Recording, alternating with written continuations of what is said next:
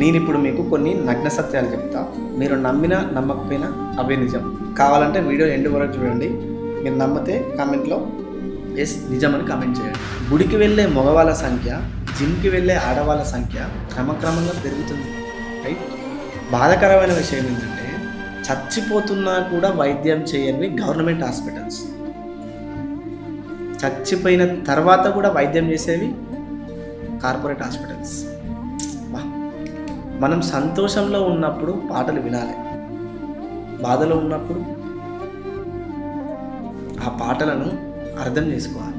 అనాథాశ్రమంలో పేదవారి చిన్నపిల్లలు ఉంటారు, అనాథాశ్రమంలో పేదవాళ్ళ చిన్నపిల్లలు ఉంటారు, వృద్ధాశ్రమంలో ధనికుల తల్లిదండ్రులు ఉంటారు.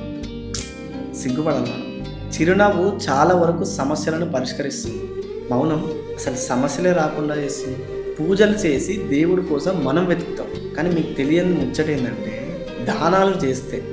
దానం చేస్తే ఆయన మన కోసం వెతుక్కుంటూ వస్తాడు. ఇది తెలియక చాలామంది రోజు పొద్దున్న సాయంత్రం పూజలు చేసుకుంటూ కూర్చుంటారు. దానం చేస్తే ఆయన్నే మన కోసం వెతుక్కుంటూ వస్తాడు.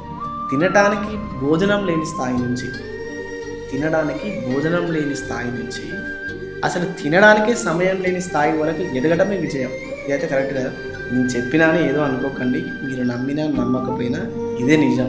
దీనికి మీ మనసు ఒప్పుకుంటుందో ఒప్పుకోదో నాకైతే తెలియదు, కానీ ఒప్పుకున్నా ఒప్పుకోకపోయినా ఇదే నిజాలు.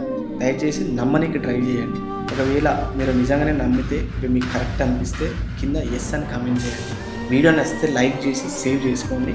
అలానే ఈ రీల్ని ఎవరికి షేర్ చేయాలనుకుంటారో వాళ్ళకి షేర్ చేసేయండి. ఇలాంటి మరిన్ని మంచి మోటివేషనల్ వీడియోస్ కోసం ఇప్పుడే మన పేజ్ని ఫాలో చేయండి.